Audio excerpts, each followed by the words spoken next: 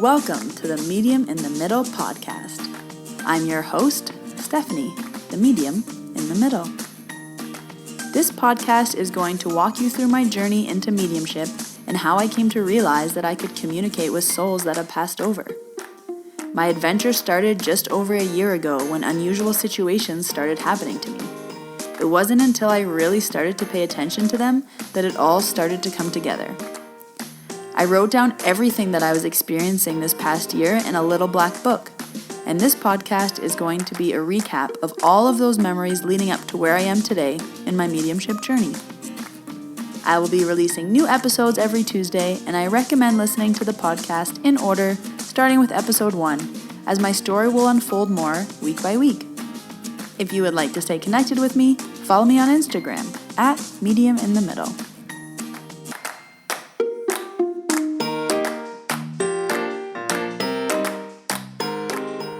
Hello everyone, and welcome to episode 10. I can't believe we are at 10 episodes already, and on the day that this episode will be releasing, it is also my 30th birthday. So that's really exciting. I really wanted to have this podcast released before my birthday.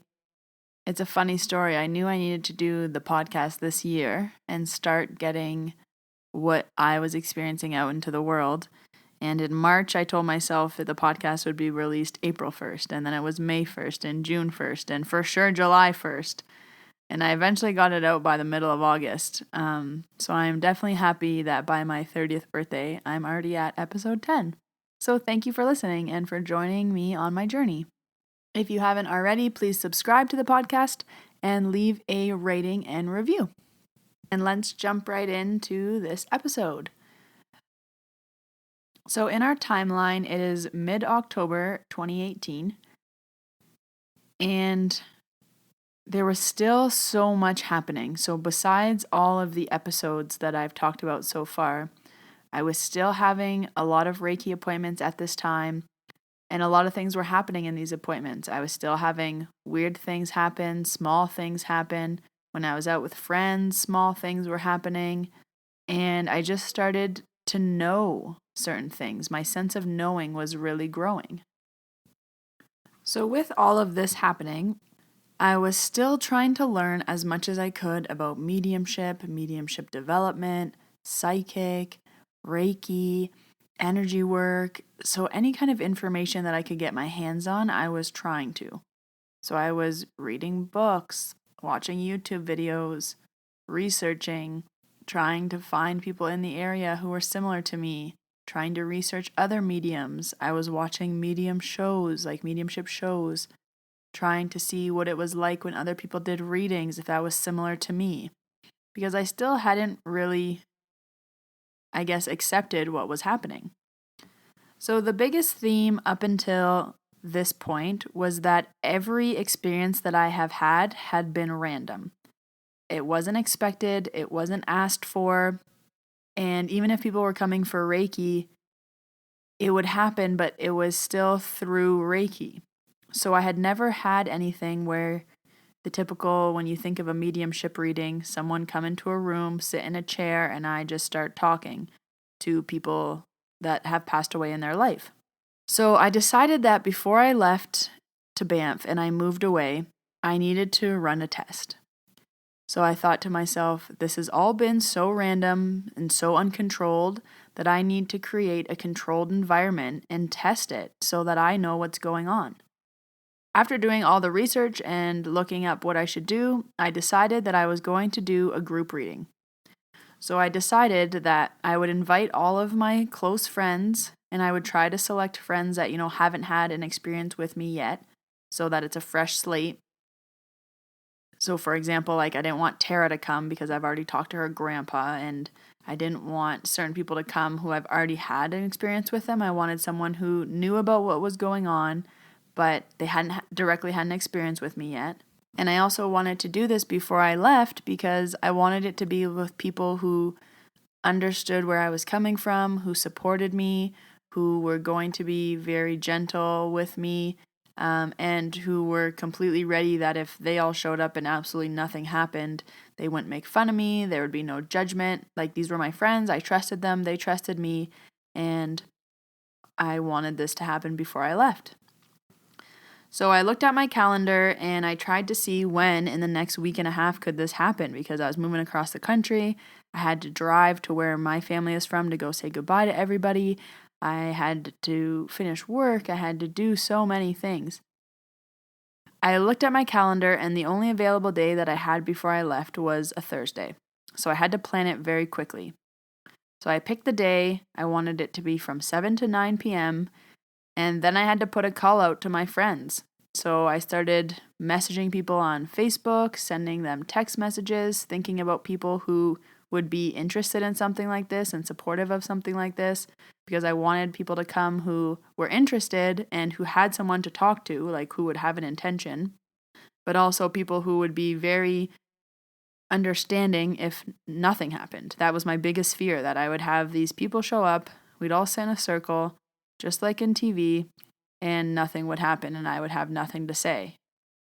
So when I was thinking about this plan, I wanted to have, between 4 and 6 people. Even if it was 3, that would be okay.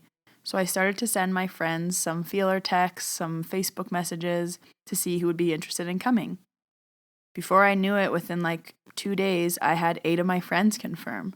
And I really gave them the warning before, and I said, hey guys, this is my plan. I want you to all come over. We're going to sit in a circle. I'm going to try to do a group reading. I don't want to know anything in advance. And if nothing happens, I'm sorry, but you guys all kind of know what's been happening to me. So I just really need to test this with people that I trust before I move across the country. And I'm going to have to continue to deal with this, but with friends around me who don't know what's going on. So the date was planned. It was going to be Thursday night, 7 to 9 p.m. All of my attendees were confirmed. I had 8 people that were going to come, and this was really happening.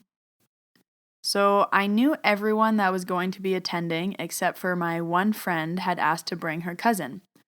And the only person that was coming that also had already had an experience with me was Tori. So Tori really wanted to come again in case there was any other chance of connecting with her dad. And I said, that's no problem. She was so supportive and she's so amazing. Absolutely, I would want her there. The event came very quickly, and for the 4 or 5 days before I had this planned, I became so nervous, so anxious. I wasn't sleeping at night. I had a pit in my stomach constantly, and I just wanted to cancel the event so badly. I was like, this is just too much. This is a bad idea. I can't be having these panic attacks. I literally couldn't get it off my mind with everything else that I had going on with trying to move and organize things. And what would my friends think if nothing happened? What if they all show up and there's nothing? I need to cancel this event. So in my mind, this could not move forward. So I was listening to this podcast 3 days before the event, and there was a sentence that she said in the podcast. I still remember, it stuck out to me so strongly. And she said that when your body is uncomfortable, it will do anything in its power to get you to stop and to hold you back. And it's a protection device that your body does. And this podcast was talking about how if you can push through that uncomfortableness, if you can push through and do the things that are uncomfortable for you, or that your body is resisting, this is going to be where the needle moves. These are the things that you need to do. Your body is just trying to protect you from the unknown. And I was thinking okay, this is the biggest, craziest thing I've ever done with this. My body is definitely trying to protect me. I need to move forward with it.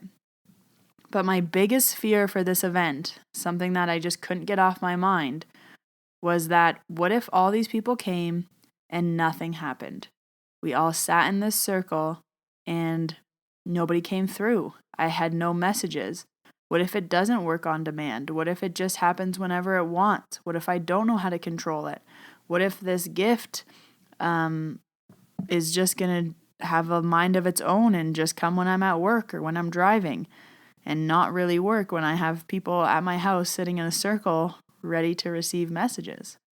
So even though I had this sentence kind of replaying to me back in my head, I still had this feeling that I wanted to cancel the event. And I remember going to work with this pit in my stomach, just thinking, I need to cancel it. I need to not move forward with this. This is a bad idea. Why did I think this was a good idea? Why did I want to do this? Why am I testing this so early? And the girls at work really tried to calm me down, but I was just so in my mind about it. My biggest fear was, and still is, what if nothing happens? How embarrassing would that be? So it was 2 days before the event, and I'm constantly having these feelings. I'm constantly worried about it. And I start to think about how I would want the messages to be received. So I think, okay, so if there are going to be 8 people coming, what if all 8 people want to talk at once? Well, that can't work. Like, what if they all have people who want to talk to them all at once? So I'm going to have to set it up where maybe I'll ask the spirits to kind of stand in a line, and one at a time I'll say what their message is and what they need to say. So I was kind of thinking about how I would organize this in my mind and about who would be the people that would be standing in the line and how I would say each of their messages one at a time. So it's 2 days before the event, and I'm kind of thinking this in my head. And then I start to get information. It was almost like if I was imagining a line, there was no one in the line, but then all of a sudden people started to walk into this line in my mind's eye. Before the event even happened, 2 days before, I got some messages. So the first message was one of my friends that were coming. It was her dad. And he kind of presented himself and he gave me a little piece of information. So I wrote that down and I was like, okay, this is good. I'll have something to start with. Like at least I can start with her dad and then I can just keep going because maybe like once I'm on, I'll be rolling. And then the second piece of information was this man, and I didn't know who he was. He was a middle-aged man. He was wearing a black jacket and a black shirt, and I knew that he was for my friend's cousin. So I wrote that down, and I wrote down he gave me one piece of information. So now I start to feel a lot better about the event. I'm thinking, okay, I already have 2 people that I can start with, and I know that I can start with this little bit of information that they already gave me, and then maybe I can keep talking, and once I'm already talking, maybe it will flow and like the lineup will grow. So, the first person that's in line will talk, and then they'll move out of the line. And the next person will talk, and then they'll move out of the line. And hopefully everybody can get a message. At that point, even if one person received a message, I was happy because that was kind of the point of the whole test was, can I do this on demand? So before the event happened, I was also thinking, do I want people to write down who they want to talk to and put it in their pocket so that they have an intention, or so that they're thinking about someone who they want to connect with? Or maybe I have them write it down and put it in a jar that I put by the door. And then I was like, no, because what if I see the jar? What if I see the paper? I was like, I feel like if I just tell people before they come, hey, think about someone who you would like to connect with. Like, have it in your mind. Hey, I would like to talk to my grandpa. Hey, I would like to talk to my friend. So that you at least can be expecting someone. And then when I ask you afterwards, you can tell me how to go. So it's the day of the event, and I'm nervous, but I had 4 people coming for Reiki that day. So it was very busy before the event. And then right before all my friends were coming over, I had to set up a big circle in my living room. I made popcorn. I set up a tea station. I put snacks out and nuts, and I put tissues because from what I experienced, everybody cries when these things happen. And I was getting all ready. So I had 8 friends coming over, and around 6:45, the doorbell starts ringing. So my first friend comes. I open the door, and I said, hey, I'm like, your dad's here. And she was like, what? He's here already? And I was like, yeah, he came 2 days ago. I was super nervous about the event, and I started asking for information, and he was the first one to come. She was like, oh, okay. I was like, but don't tell me anything. Like, we'll talk about it after. She's like, okay. Then the next few friends came. I greet them. Everybody's coming in, getting a tea. And then my friend comes with her cousin, and I open the door. And I said, hey, there's a man here for you, but I don't know who he is yet, but he's been here for 2 days. She smiled. She said, okay. She's like, do you want me to tell you who he is? And I said, no, I don't want to know, but tell me later on. So one of the kind of rules that I set was that I didn't want to know any information in advance. And I asked everyone to just tell me yes or no when I was speaking. Don't lead me on. Don't feed me information. And then when I'm done talking, you can explain the story to me. Once everyone was arrived, we all had a tea or a drink, and everybody had a snack. We all sat in a circle. My plan was to give this opening speech and then to start with the two people that I already had and then to keep going. So we sat down. I kind of explained to everybody that I was really nervous, and I thanked them for coming and for trusting me and for being supportive, and just knowing that I had to do this before I left because they all already knew what was going on with me. I didn't have to re-explain it. And also they wouldn't make fun of me if nothing happened. So after we all sat down, I explained to the group that I had had two people already come forward because I was so nervous, and I asked for some information to kind of settle my nerves. So I looked at my one friend and I said, I'm going to start with your dad because he came first, and I'll share with you the information that he gave to me. So I said to her, your dad is stepping forward, but he's stepping forward kind of very cowardly and ashamed to step forward. He's almost nervous, like he shouldn't be here. He didn't want to say sorry to her, but he did want to take the blame of kind of what happened to her and what happened in their life because of him. He wanted her to know there was a very important message that because he wasn't in her life, she is better equipped to deal with life than he was. So he didn't have the right tools to deal with his life properly, which is something that he now knows. But because he wasn't in his daughter's lives, he wants her to know that kind of she's better off for it. And she asked a question to her dad. She said, is there any warnings that he has for me? Does he have anything to say to me? And I said, no, he doesn't have anything to say to you. The only thing he wants you to know is that you can handle whatever life throws at you. And he knows that you were raised so that anything that happens, you're fully prepared to deal with it. So then I turned to my friend who came with her cousin. And I said, I don't know who the man is that is for you yet, but he's stepping forward with my friend's mother. And I said, they're both on a stage. So they're like stepping into a stage, and she's kind of being like, come on, it's our turn now. Like, let's go. And he's a little bit shy. I was like, would this guy be shy? And she was like, no, he wasn't shy. I said, okay. I was like, well, they're on this stage, and your mom is like all ready to talk, but he's not ready to talk yet. So maybe I'll just start with your mom and see what she has to say, and then come back to who this man is for you, the cousin. They said, okay. So I said, your mom wants to talk about the problem with the house. And she knows that you're going through, there's some kind of dispute, or there's something going on with the house, and she wants to address it. And her message to you is, just settle it. Just deal with it whatever way is best for you. She said, don't make this run on and on and on and ruin your life when it doesn't need to be drawn out this way. My friend said, okay, but ask my mom, like, how? And she said, whatever you need to do, she said, I understand. She said, don't do anything in my honor because you think you need to. And I said, was your mom like a larger chested woman? I was like, when she's stepping on stage, like she's a short woman, but she kind of has big boobs.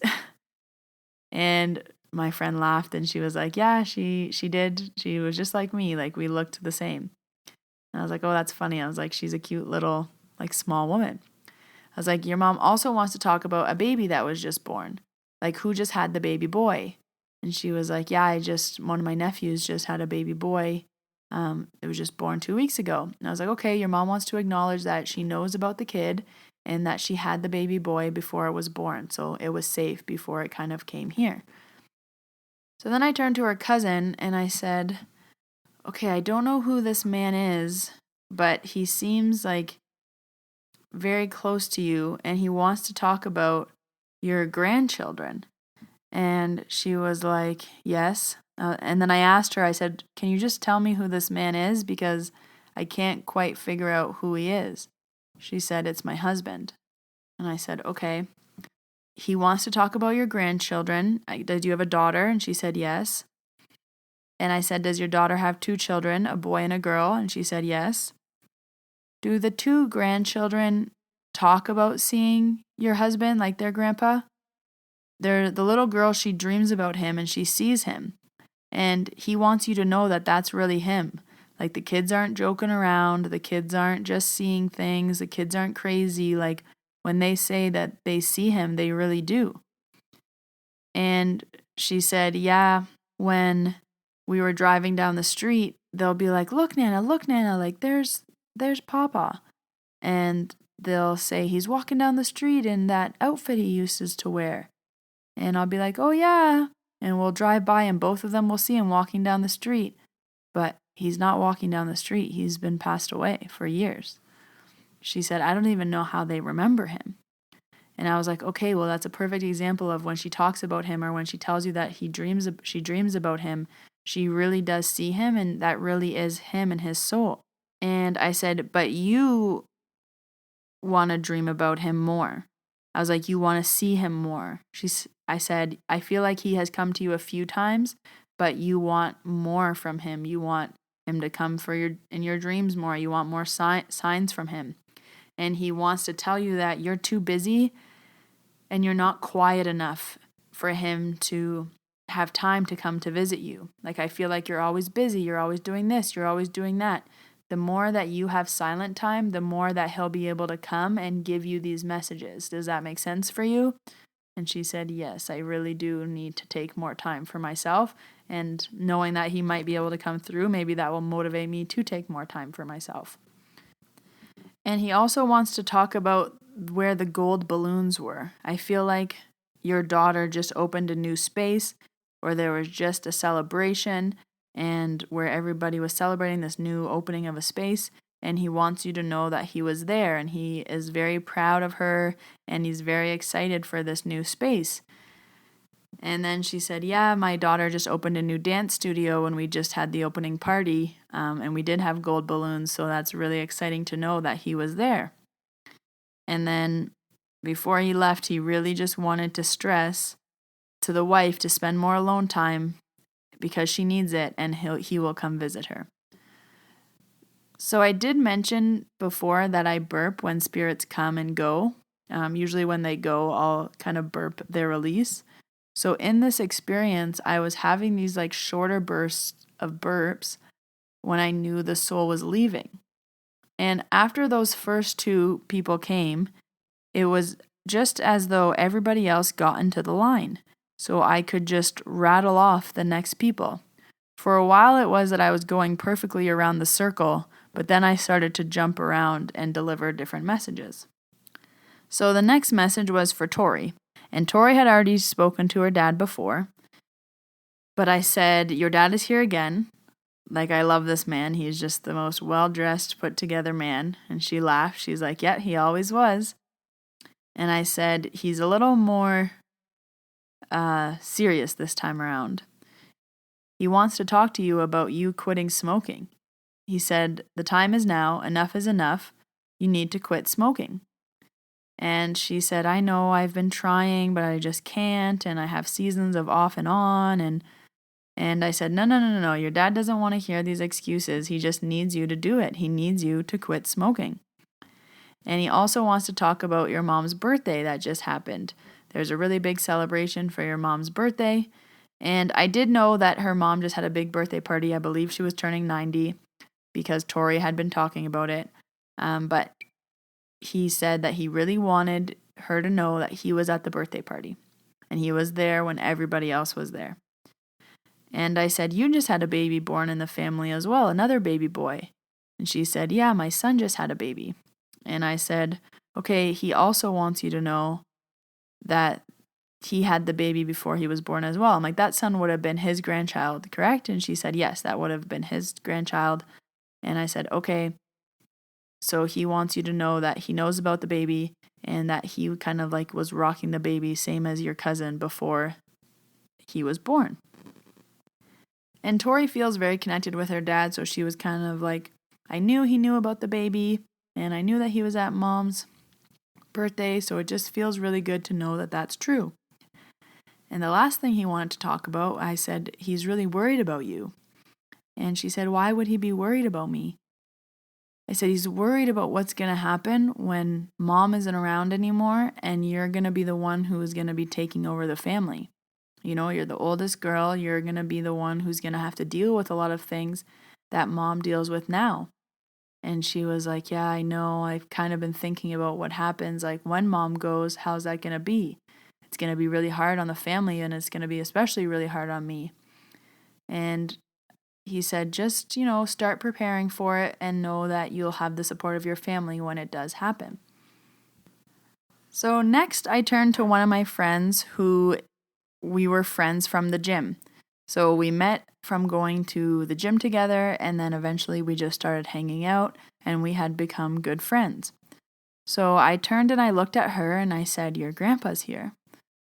And he's really talking about horses. He's really talking about the horses. She said, okay. And he said, at your grandma's house, he wants you to know that he's with your grandma. So I feel like if she sat on one chair, he's sitting on the other chair. And he's always with her. And he started to talk about kind of this girls' club and boys' club.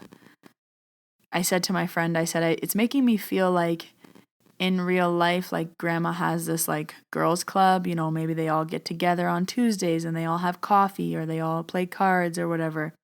He's kind of like, now he's in the boys club in heaven because up there, I'm like, has his brother also passed away? And she was like, yes. I'm like, okay. And I feel like a few of his friends are also passed away, like husbands of the girls who would be in the girls club. And she was like, yes. I'm like, okay, it's like they're all on the other side together in this like bro club in heaven. And she kind of laughed, and I said, just wait till the end to tell me. And she said, okay.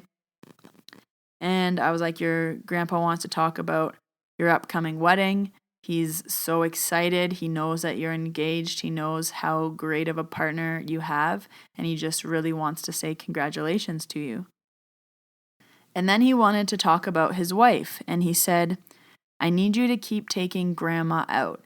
He's like, even when it feels like a chore or even when you feel like you shouldn't anymore, you need to keep taking her out because it's going to keep her young.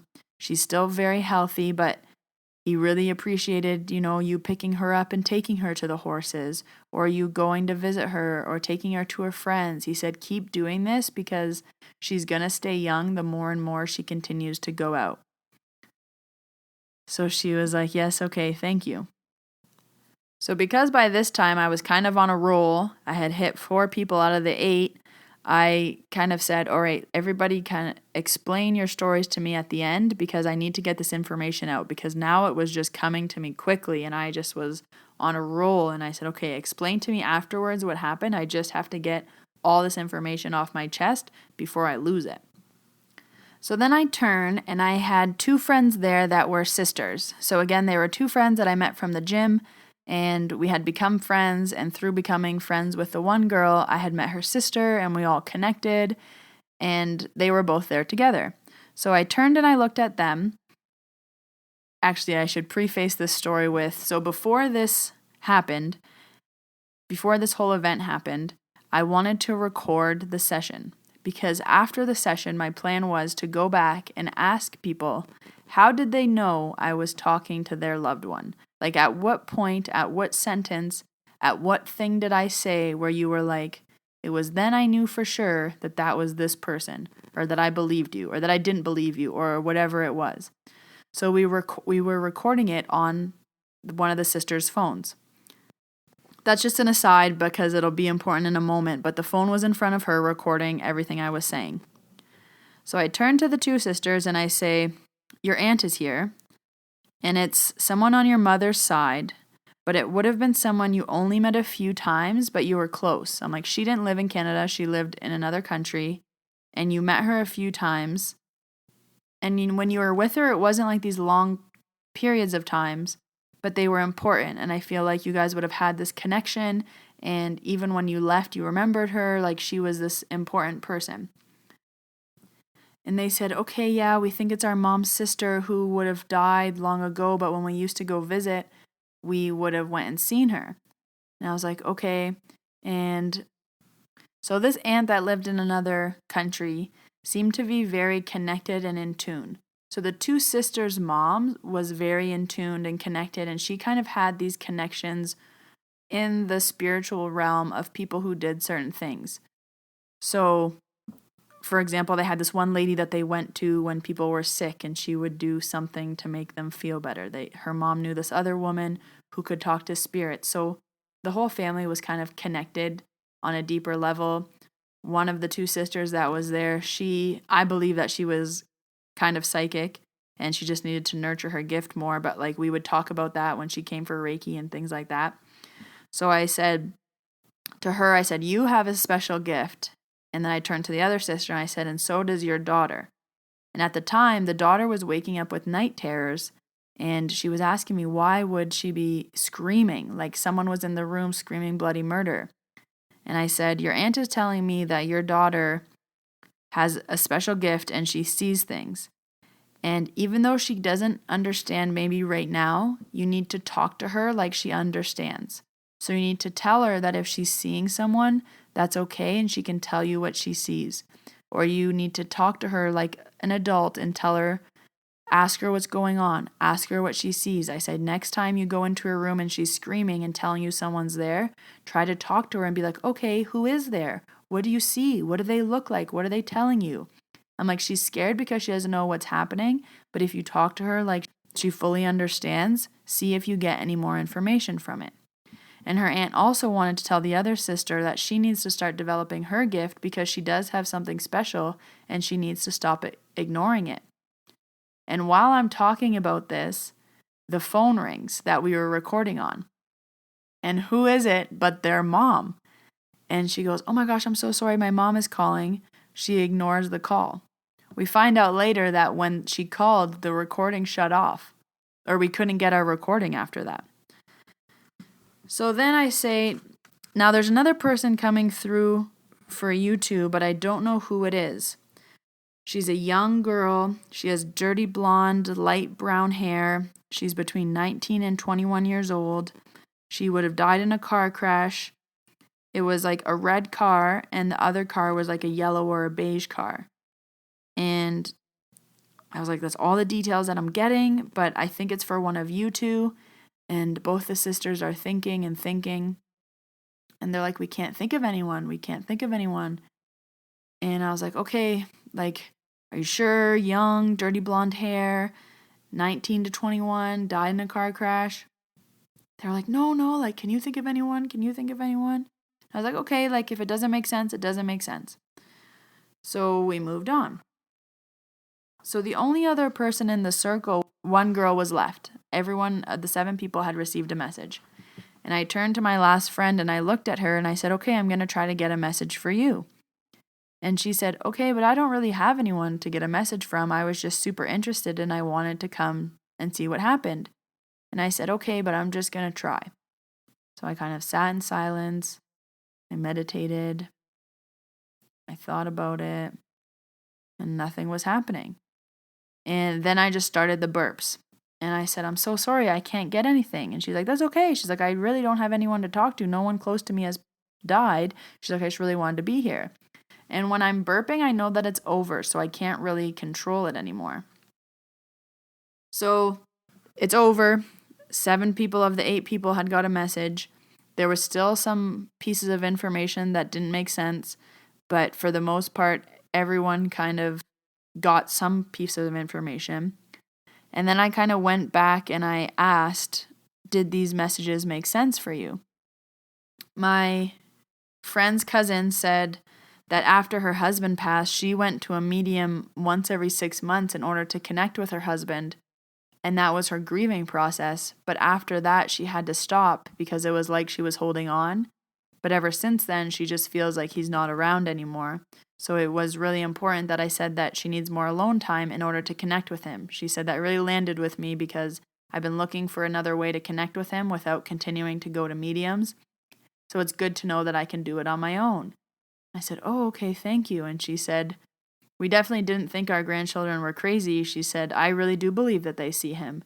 So I'm happy that kind of he came through to say that, hey, that is me.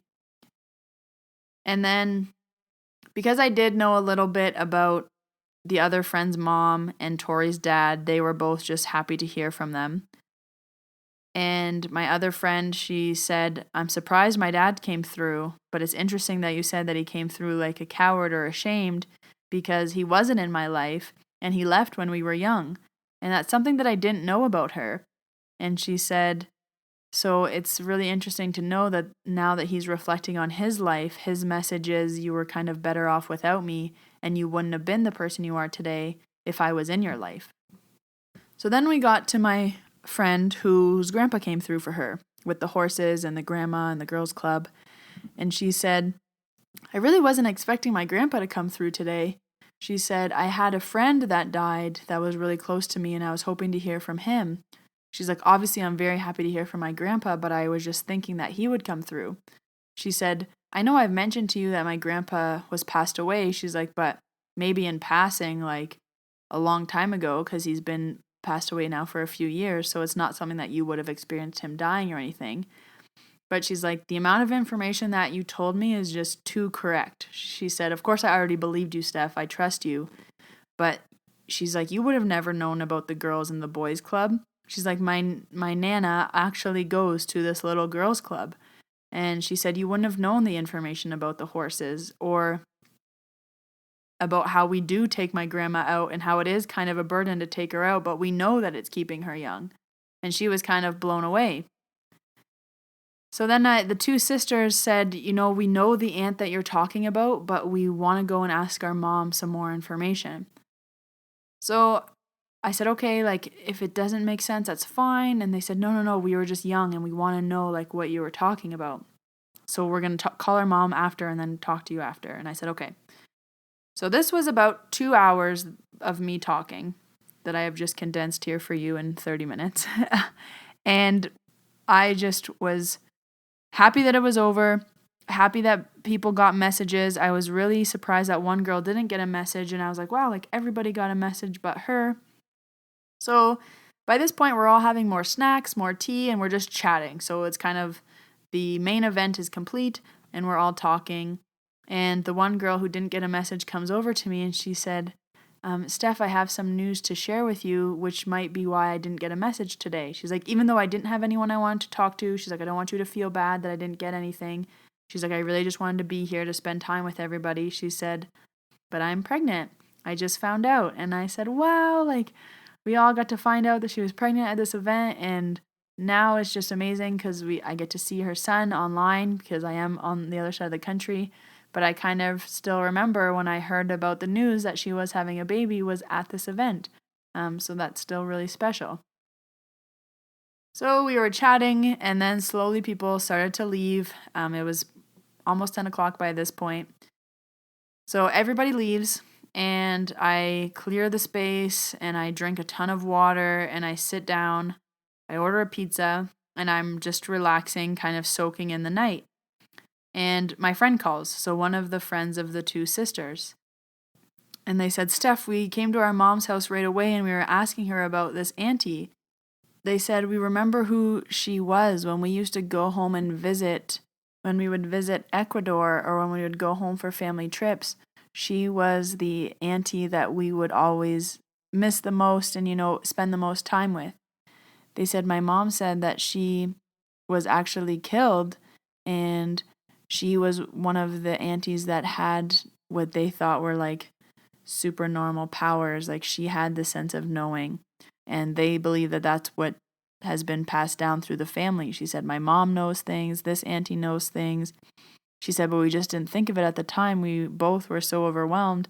But as soon as we came home and we told our mom all of the descriptions that you told us, she knew right away who it was. And she said another thing that we realized, we went back to the recording and right when my mom called, the recording had shut off. So we couldn't even play my mom what you were saying because it shut off before you even started. They were like, what are the odds that our mom would call right when you were talking to us, right when it was our turn, and that the recording would shut off? And they were like, thank you so much for having us. Like tonight was amazing. We had a really great time. Like that was incredible. And we'll talk to you tomorrow, kind of. We know that it's been late. And I said, wow, like, thank you for calling. I'm glad your mom knew, like, all the information and was able to connect the dots for us because now this all really made sense when it didn't make sense before. And then before she left, one of the sisters was like, and that girl that you were talking about that got into a car accident, I feel like it's someone for me. She's like, I know this girl, I know her, she's in my mind, but she's connected to me through this girl that I work with. So I'm going to ask the girl that I work with if this was her. And I said, all right, but if it doesn't fit, that's fine. But if it makes sense, then yeah, maybe it is her. So fast forward, I think a week later, she did tell me that she asked the girl at her work and all the details were correct of the girl that died and of the 2 cars. So she was like, I was wondering why that girl was trying to connect with me. Like, I didn't know her personally. I just knew her through a girl I work with. And I was like, I don't know like who chooses to come through, but if the information was correct, then maybe it was her. So that was it. That was the experience of when I hosted a mediumship circle and tested my abilities, tested what was happening to me, tested what information I could get. To me, it was very successful. I mean, 7 out of 8 people got a message, and there was a lot of good specific details. All of my friends had very good feedback and reactions to it, so I was very lucky that happened. And I was very happy with the outcome. So at the end of this all, after all the stress and all the worry, I was very happy that I went through with the event and that it turned out to be a good success. So again, thank you for listening to episode 10. In next week's episode, episode 11, I am going to be talking about when I went home and told my family what was happening before I moved out west. So I had told my cousin and I had told my mom so far, but I hadn't told the rest of my family. So I was going home to kind of say goodbye before I moved, and there's a few stories of what happened while I was there. And it's very interesting because when that episode will be released, I will also be home again visiting in Ontario. So the synchronicities are very interesting. And we will see you next week.